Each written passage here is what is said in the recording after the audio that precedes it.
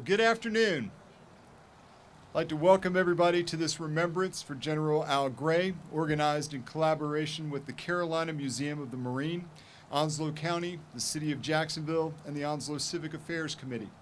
I'm Brent Anderson, the current chairman of the Onslow Civic Affairs Committee.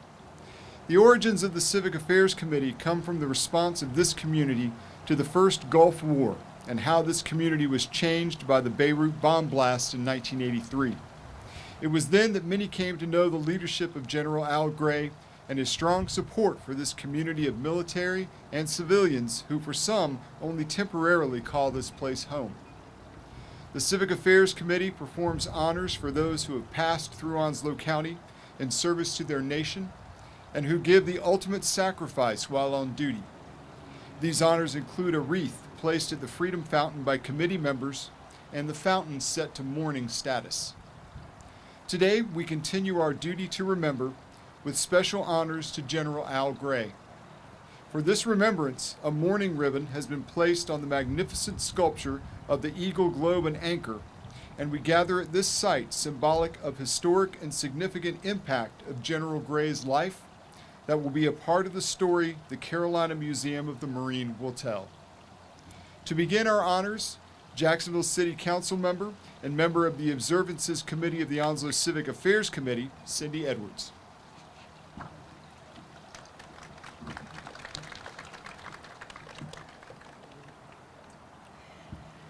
No tribute to a man like General Gray could be complete, no matter how hard we try. But today we're going to center on his connection to our community and how beloved he is by our people. During service in Vietnam, as a young lieutenant, Al Gray became known for his leadership style and listening to junior Marines in his command. It earned him the designation of the enlisted Marines Commandant. His assertion that his chief duty was to take care of his Marines caused him to be called Papa Bear.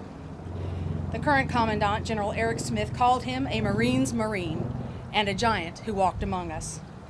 The 2015 book, Grayisms, summed up the balance of his drive and care he had for his Marines, listing this quote attributed to the general: "I don't run a democracy. I train troops to defend democracy, and I happen to be their surrogate father and mother, as well as their commanding general." Jacksonville and Onslow community members will remember him for his encouragement of the civilian reaction to the Beirut bomb blast in 1983 and his frequent attendance at the annual Beirut Memorial Observance. His mere introduction produced rock star shouts of praise and accolades. His recognition of the importance of the civilian response and awakened awareness of the respect for our Marines, service members, and veterans who live among us created an enduring legacy outside his celebrated and well-chronicled time as a Marine. It is therefore fitting and appropriate that we honor him today with tributes from our community and its leaders. Now a few words from our Mayor, Sammy Phillips.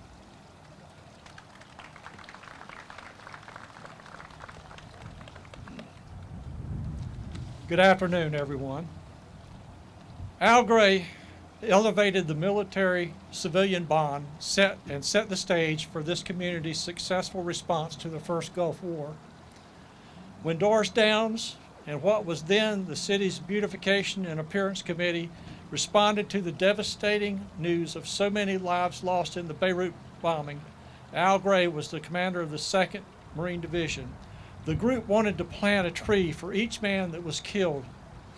With Gray's encouragement for this tribute to his service members, it created the bond for military and civilian relations.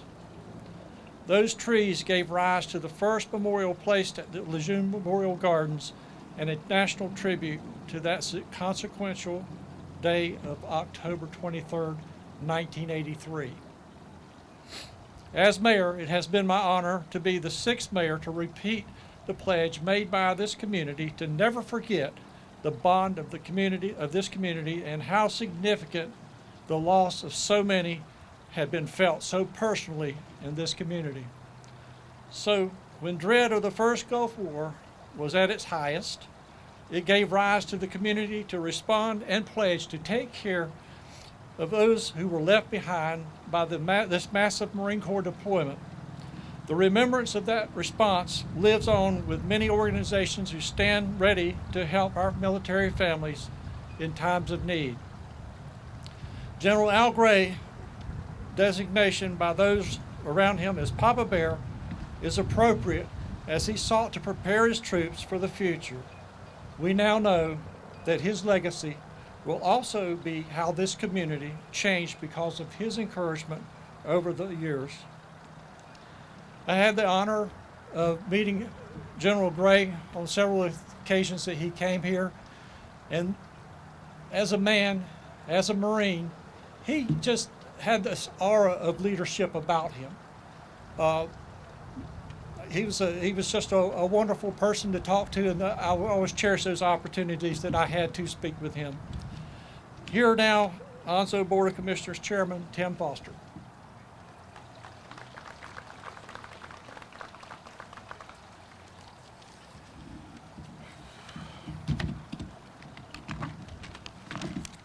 Good afternoon.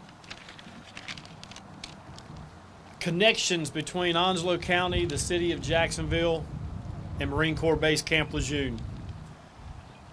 I was a young man, only about 13, 14 years old, back in the early 80s. And I often think about those connections in this community. As a young man, you'd get in the boat and go out in the New River, and you may have that moment, that opportunity to see one of those we weren't sure what we would call them, but we knew there was a term for the Marine Corps. Those amphibious would come off Ragged Point into the water. And you're trying to pull in flounder nets as a young kid, and you're looking at those. Man, that's so cool. Those were Marines. Then on the way home, you'd pull into the driveway at your house, because I'm close enough to the air station. Every now and then, a helicopter would fly over, and you always wondered what type of man, woman did it take get attached to a rope, hanging from a helicopter, and flying above the ground that high. Those were Marines. But when you traveled and you went other places, and people would say, "Where are you from?" You'd say, "Jacksonville, North Carolina." "Where's that at?" "Onslow County." And they'd look at you with that puzzled thought, and you'd go, the home of your United States Marine Corps, Camp Lejeune. They knew exactly what you were talking about. How were we different? I'll tell you how we were different. When the Beirut blast took place, Onslow County stopped. Jacksonville stopped, because those were our Marines. Those were our families. And General Gray was the man that made sure that we were able to survive that and move forward and continue to make sure that the United States Marine Corps and those Marines that served her, in particular here at Camp Lejeune, were a fabric of our community. And today you can still see it. As we gather, we celebrate, we mourn, and we're different. Because when the news says we've lost a Marine, we always know they're connected to Camp Lejeune and Onslow County. They're our Marines. They're our family. They're part of this community.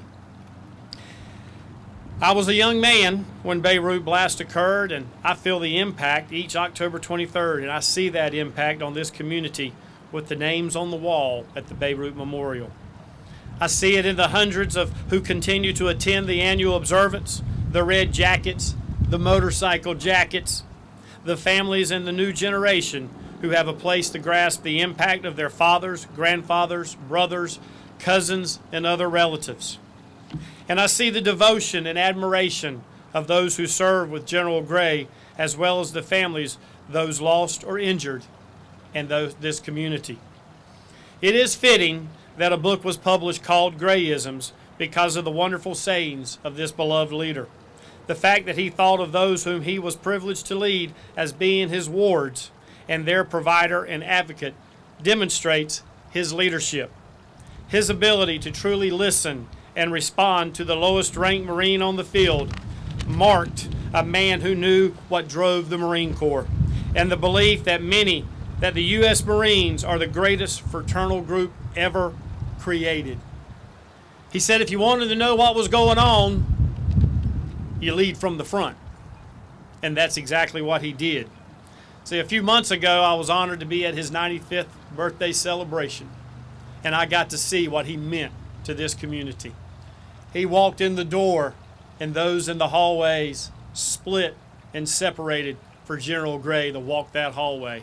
I was fortunate that day that I was able to reach out and shake his hand And at the end of that night, hearing all the stories of his life and what he had done, I realized one thing. I didn't just shake the hand of General Al Gray. I shook the hand of every Marine that served before, presently serving, and will serve, because I realized that was a Marine's Marine. That was General Al Gray. This epitomized the fraternity of the Marine Corps. We are supporters of that fraternity, and we give appreciation for the life of General Al Gray and his time with us.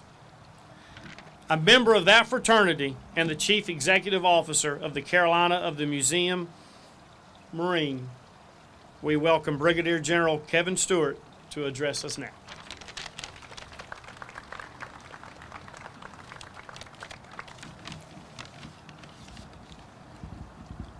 You know, without a doubt, General Gray was a legend, revered by all, and simply said, just a life well lived and an example for everybody. You know, we use the saying at the museum, meet the Marine, be inspired. And I don't think there's anyone more fitting of that characteristic than General Gray, because he inspired every single person that he came in contact with. And when I think about General Gray, two things become very obvious. Number one, just his love for Marines and sailors that he served with. But just as importantly was the love that those he served with, they loved and respected him. It was a mutual respect just based on his warrior ethos, warfighting philosophy, and leadership. The other is just how humble he was. It was never about him. It was about those he served, the Marines and sailors. And the simplest explanation of that you see is just the way he signed his name. Al Gray, Marine.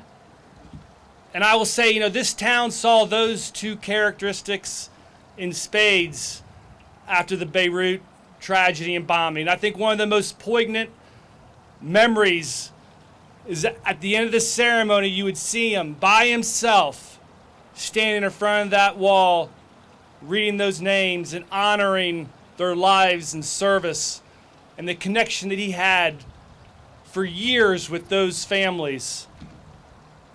I'll tell you, you know, within the future walls of this museum that's going to be behind us, you know, our solemn promise is to you that we will tell his story in a damn proud way that this community appreciates, honors, and respects, and all those that come after to inspire future generations. We tell his story to ensure that his legacy endures.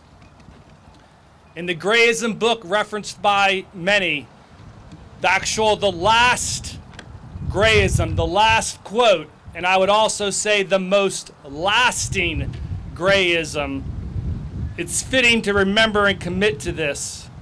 And this is what it says: do as much good as you can, for as many as you can, for as long as you can. Do as much good as you can, for as many as you can, for as long as you can. That's now our challenge and our responsibility. Semper Fi.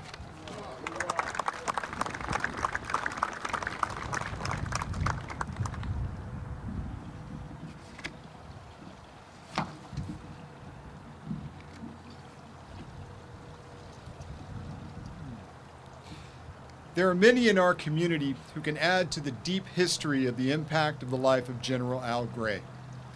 So at this time, let us engage in a moment of silence so that each of us can silently reflect on the significance of Al Gray and our community.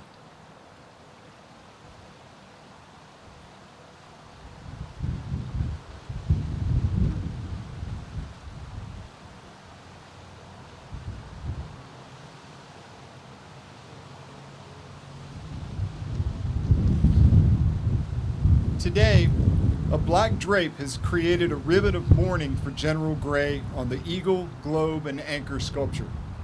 This sculpture is a representation of the official symbol of the United States Marine Corps. But rather than the stately and official flat emblem, worn by those serving in the Marines, this sculpture represents action, with the eagle actively seeking to protect the United States. This globe, magnificent in its size, is marked with stars where Marines have served in the world, and there are many, many stars there. But the one that is important to us is the star representing our community. And for us, that's a special star to be proud of because it has brought us a wealth of knowledge, a panoply of customs and habits and community members whom we are proud to call our neighbors. That concludes our ceremony, and I'd like to thank all of you who came today. We have a number of elected representatives here today, too many to call out by name because I know I would miss somebody. But thank you to all of our representatives at the state level, at the county level, and all those who have come out today to show their support for General Gray. We appreciate that, and thank you, and have a good afternoon.